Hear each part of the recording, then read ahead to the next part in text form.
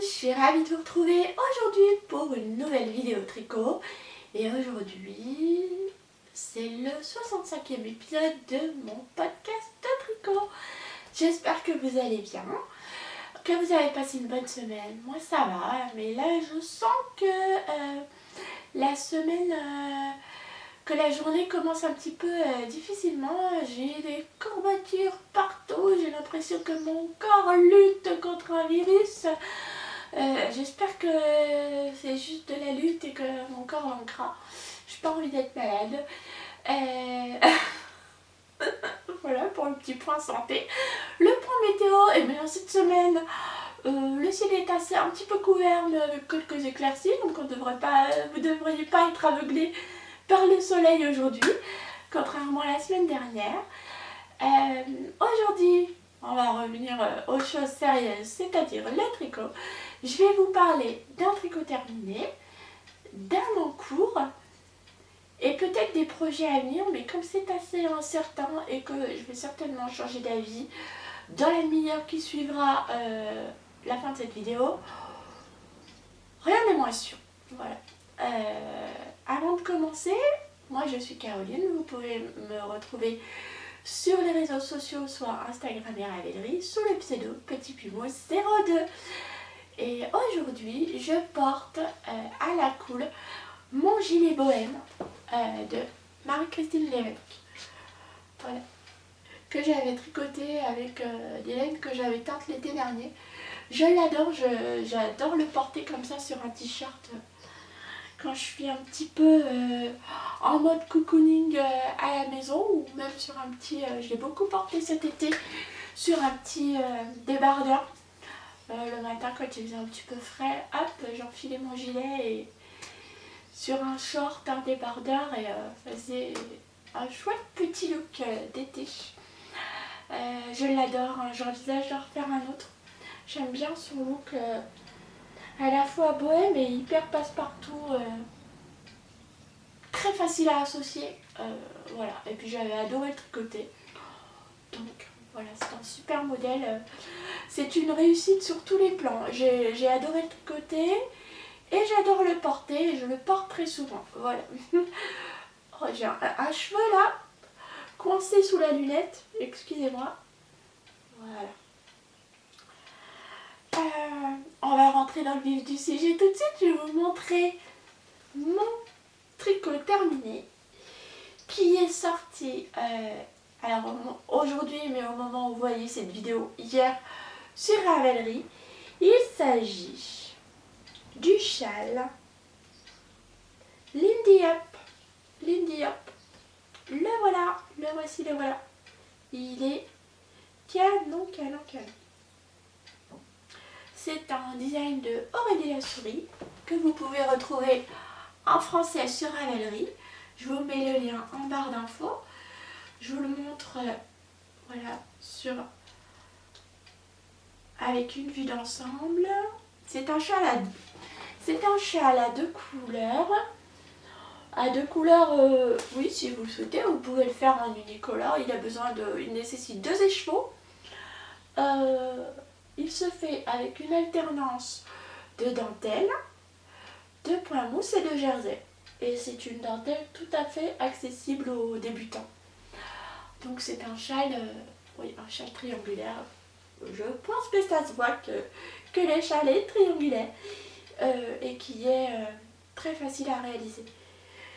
Qui est aussi très motivant parce que, bien en fait, on s'ennuie pas sur ce châle. Alors je vous montre. Voilà. On commence ici. Voilà, vous faites des alternances du jersey en bicolore. Voilà. Avec les deux couleurs. De la dentelle. Du jersey, non mais c'est du point mousse. Quand je vous le dis que je suis pas bien aujourd'hui, quand je vous le dis. Donc vous faites, alors je vous parle mais du coup vous ne me voyez pas. Vous faites du point mousse, de la dentelle, du jersey, de la dentelle, du point mousse à rayures, de la dentelle. On ne s'ennuie jamais. Du jersey. Voilà. de la dentelle. Et là, hop, encore du jersey rayé. Puis vous finissez par la dentelle et ça vous donne, par une autre jolie dentelle. Et ça vous donne ce petit effet de vague là, hyper joli. Comme je vous le disais, il vous faut un écheveau de 400 mètres de chaque couleur. Pour mon coloris principal, qui est le bordeaux foncé, ça c'est un coloris que j'ai teint moi-même. Il me restait 6 grammes de ma laine. Et pour mon coloris contrastant, qui est le coloris Voyage au Japon de Squirrel's Yarn, il me restait 20 grammes. Voilà, et j'ai tricoté mon châle en aiguille 3,5. Et il est trop beau, très doux. Donc vous pouvez le porter comme ça. Enfin, porter, non, je vous le montre juste. Vous pouvez le porter sur les épaules comme ça pour vous réchauffer. Je vous montre dedans. J'espère que l'arête centrale est droite et pas excentrée. Hop. Je vois rien. Voilà. Hop. Comme ça, un peu façon pour vous réchauffer l'épaule. Comme ça, façon claire dans Outlander. Mais avec mon gilet, ça me donne un style un peu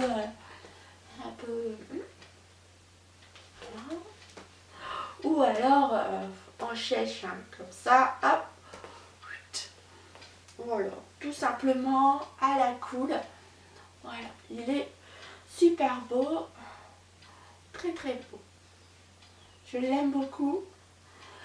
C'est un cadeau qui va aller rejoindre sa propriétaire dès demain. J'espère qu'il lui plaira. Je pense, hein, c'est ses couleurs et puis c'est le style de châle qu'elle aime. D'ailleurs, quand Aurélie a lancé l'appel au test, j'ai tout de suite pensé à cette personne pour le châle. Je l'aime beaucoup, je vous dis. Ce châle, c'est vraiment, si vous souhaitez vous lancer dans la dentelle, c'est un projet parfait parce que elle est très simple à réaliser et elle se fait rapidement aussi. Elle se retient aussi très rapidement. Moi, comme d'habitude, entre chaque section de dentelle, même si là c'est hyper simple, je mets toujours des marqueurs. Comme ça, si je me trompe, j'ai juste à défaire quelques mailles et non pas un rang complet. Que vous dire de plus? J'adore son nom à ce châle, Lindy Up. Pour tout vous dire, j'ai demandé à Aurélie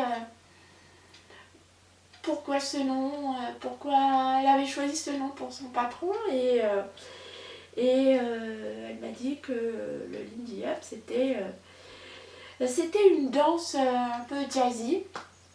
Et effectivement, je ne me rappelais plus de ce que c'était exactement. Donc je suis allée voir un peu sur YouTube pour voir un peu ce que ça donnait. Et ça m'a donné envie de bouger, de danser, de m'acheter une robe vintage style les années folles. Non, plutôt années 50. En fait, le Lindy Hop, c'est une danse qui ressemble un peu au swing, au rock'n'roll, hyper jazzy. Je vous mettrai le lien d'une vidéo en barre d'infos si vous voulez voir un peu à quoi ça fait référence. Et je trouve que justement, je sais pas si c'était fait exprès ou pas, on n'en a pas discuté avec Aurélie, mais que justement le côté bicolore du châle, ça pourrait représenter un couple qui danse, vous voyez, l'homme et la femme, enfin le couple. Et puis ces vagues là, la dentelle et ces vagues représenter les mouvements des pas de danse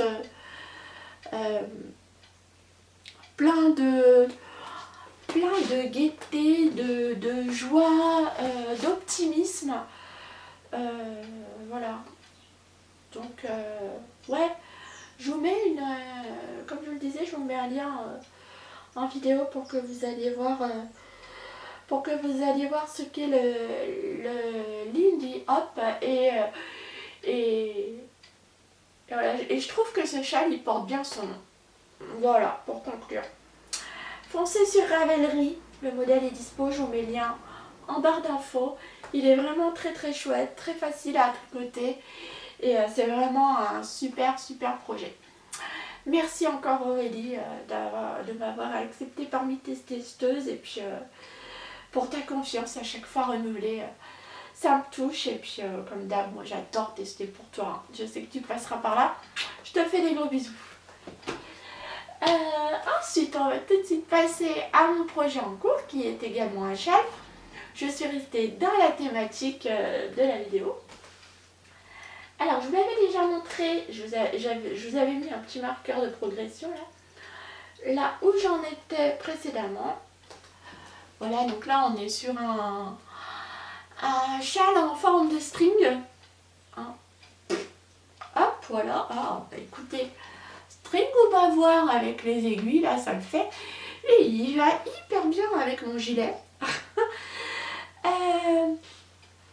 Alors, ce châle, je me suis inspirée du modèle Color Block de Justyna Lorkowska pour utiliser mes restes de laine justement. Par contre, j'ai pas acheté de patron parce que je voulais parce que j'ai estimé que c'était un color block et que j'avais déjà fait plusieurs châles qui ont cette forme là, donc pour moi ça posait aucune difficulté de faire cette forme. J'ai fait donc le promenade dans l'Écosse, le Bird of the Feather qui ont exactement cette forme un peu qui part en string et qui ensuite à un moment donné les augmentations arrêtent de se faire des deux côtés, ne se font que d'un côté pour se rétrécir. Voilà. Donc pour moi je voulais pas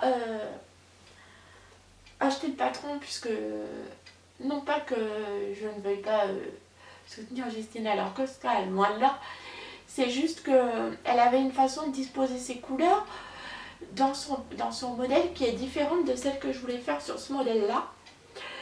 Parce que moi je voulais vraiment partir sur des rayures, des blocs de couleurs, un peu comme les Color Palette Socks, où les blocs de couleurs font un nombre identique de rangs. Et je pense que dans son patron, les Color Block Socks, le Shell Color Block de Justyna Lorkowska, elle va au bout de son mini à chaque fois. Moi non, j'ai fait les mêmes. Je voulais que mes blocs de couleurs fassent la même taille, vous voyez. Donc, pour pouvoir utiliser des restes de différentes quantités, pour pouvoir utiliser tous mes petits restes et mes restes un peu plus grands. Donc là, effectivement, j'en suis encore au moment où j'augmente. J'avais fait 4 blocs de couleurs la dernière fois qu'on s'est vu, ici. Donc c'est un... Alors moi, j'ai pas fait d'i-cord intégré parce que je vais faire un i-cord blanc à la fin, tout autour de mon châle. Voilà. Donc là, je suis partie sur un rikiki reste de gris. Je ne sais plus où je l'avais utilisé, celui-ci. Celui-ci, c'était dans mon châle de Béatrice Mraz. Ce vert, c'est un tout petit reste d'à peu près moins de 5 grammes, hein, cette partie-là. C'est le... Oui, je sais plus son nom. On l'avait fait en cale. Bref, je ne sais plus. Là, c'est mon Like a Cloud, c'est du Selene. Ici, c'est un reste de laine à chaussettes que j'avais éteinte, me semble-t-il. Ouais. Là, ensuite, donc j'ai rajouté 4 blocs de couleurs depuis la dernière fois que je vous l'avais montré. J'ai rajouté le rouge. Ça, c'est de la Harwetta, tout comme le rose. La Harwetta classique, de la laine à chaussettes. Et je les avais utilisés dans le col, dont je ne me souviens plus du nom, de Yarn Flex. C'était son MK d'il y a 2 ans. Son MK en jacquard et le nom, je ne me rappelle plus. Bon. Je vous mettrai les liens en Ravelry, mais enfin, c'est les restes.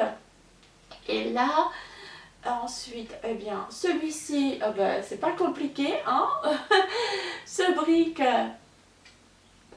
c'est le reste de mon gilet bohème que je porte aujourd'hui, de Marie-Christine Lévesque. Celui-ci, c'est un reste de laine teinte par moi-même à l'avocat, de teinture à l'avocat. Et voilà, et donc, pour le moment, j'ai un peu moins de 170 mailles sur mes aiguilles. Et j'ai utilisé pour le dernier bloc, ici, moins de 15 grammes de laine, vous voyez. Donc, le fait de faire des blocs comme ça, j'ai fait 12 rangs aller-retour à chaque fois, ça me permet d'utiliser des restes de différentes tailles, vraiment. Et d'aller piocher dans les tout petits restes, puis dans les restes de tailles différentes. C'est pour ça que j'intercale avec 2 rangs, un rang en droit et un rang en vert, avec 2 rangs de jersey en fait, tout simplement, en blanc, pour unifier le tout. Voilà. Voilà ce que ça donne. Je sais pas ce que vous en pensez. Je l'aime beaucoup. C'est un projet au long cours parce que là, eh bien, en fait, je m'aperçois du coup là avec ces 8 sections que désormais, à chaque fois là, je suis dans mes augmentations, je rajoute à peu près 2,5 grammes de laine par augmentation. Donc là, il faut que je me trouve en reste d'un peu moins de 18 grammes. J'ai utilisé un peu plus de 14,5 grammes ici pour ma teinture à l'avocat. Donc pour la suivante, il faut que je parte, alors on va dire sur du entre 17 et 18 grammes de reste de laine. Et puis que je trouve une couleur qui aille avec ces couleurs-là. Voilà.